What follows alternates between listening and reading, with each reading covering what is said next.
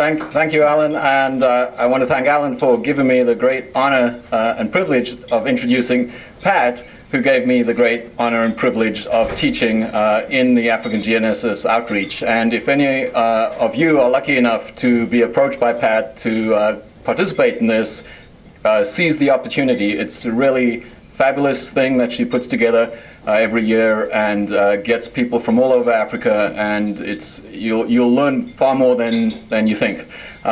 So as someone who was born in Africa, it's a special privilege to me, and really means a lot to me to be able to introduce Pat to you for this award. So Pat is the director of the Institute for Scientific Research at Boston College. Since 2009, after more than 20 years of ionospheric research using GNSS in academia, she initiated the African Outreach program to help developing countries derive social and economic benefits from satellite-based PNT. Pat is a past president of the ION, an ION fellow, and a fellow of the African Geospace Society. So congratulations, Pat. Thank you, Frank, for that introduction, and thank you, GPS World, for this Leadership Award, this Services Award. I'm sincerely honored by the recognition. So serving the GNSS community with the African Outreach Program has really been a joy and a privilege that I'm personally grateful for each and every day.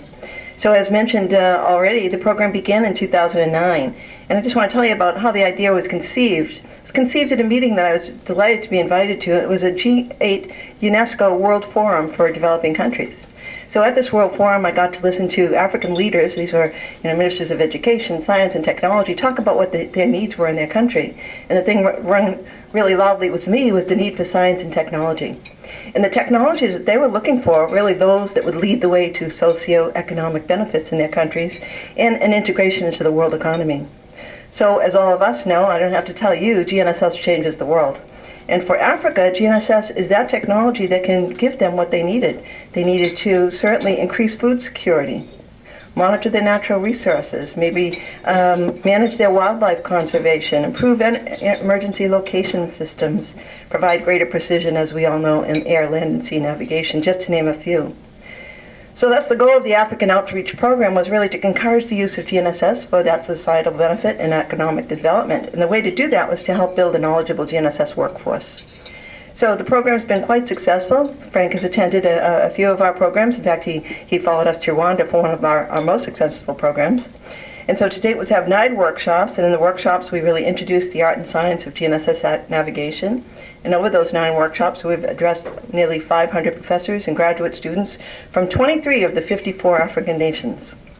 Many of the Africans have gone on and taken it further and done much greater things. In fact, they are hosting local workshops, which of course garners interest from the local government. They develop GNSS programs in their universities. They gain government confidence and interest in the GNSS technologies, which is very important. And they've been building infrastructure that enables the use of GNSS. One of the prime reasons for the success are the sponsors who support us. Of course, we can't do anything without money. In addition to that, the lecturers who generously share their time, their knowledge, their zeal for GNSS to teach our workshops. And I have tapped on a number of you to come and help us teach their workshops, and you're all just superstars, really rock stars to the African community.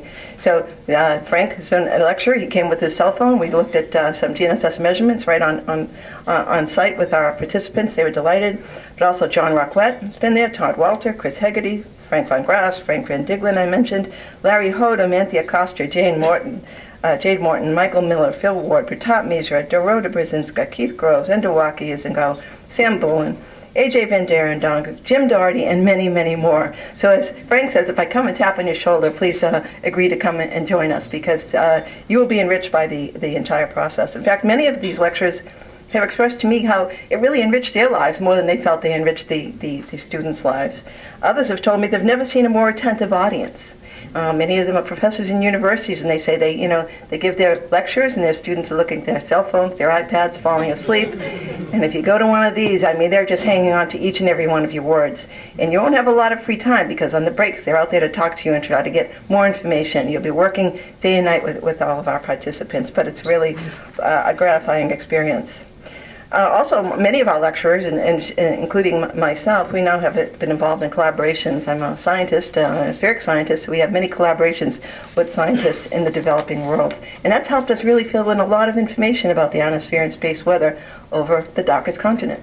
When we first started looking at space weather across the world, we got receivers just about everywhere we could find receivers, but nothing in Africa, except South Africa, which was, of course, quite well developed. So although this sounds like we've done our job and we've made our goals, there's still so much to do because change is slow in Africa.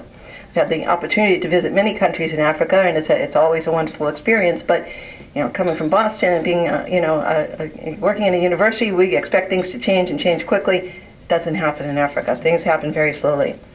So our plans for the future really include on building on our success by really hosting additional workshops. We're going to try to reach additional countries in Africa. We're still not into sub-Saharan Africa. We're trying to get there. And we're going to strengthen the current programs and the infrastructure in countries where it's been pretty slow to develop. We're also now opening the program to other developing countries around the world. There's been much interest, lots of phone calls, lots of email messages to me and our lecturers to please invite people from Central Africa, Central America, South America, Asia, and around the world, and we're going to do that in our next workshop. Finally, we are working to bring more workshops to the African continent. I said we've had 9 workshops. 1 went to Rwanda, and then I've been involved in a number of smaller workshops across Africa. But that one workshop we held in Rwanda really made a difference to all the local universities, all the local students. We were invited to meet government officials to talk about GNSS, and I think we really made great progress by hosting one in Africa. So I have actually several offers to host the workshop in several places in Africa. We're working with them right now, and over the next 3 years we'll hold at least 2 workshops in Africa. So just in closing, I'm really honored to receive this award. I look forward to continuing our work to support the use of GNSS in developing nations. This has really been the crowning glory of my entire career, and I've been in this for quite some time. And then once again, thank you, Alan. Thanks, GPS World. Thank you, Frank, for introducing me. And thanks to all our sponsors, our lecturers, and mostly the African participants who have joined us. Thank you.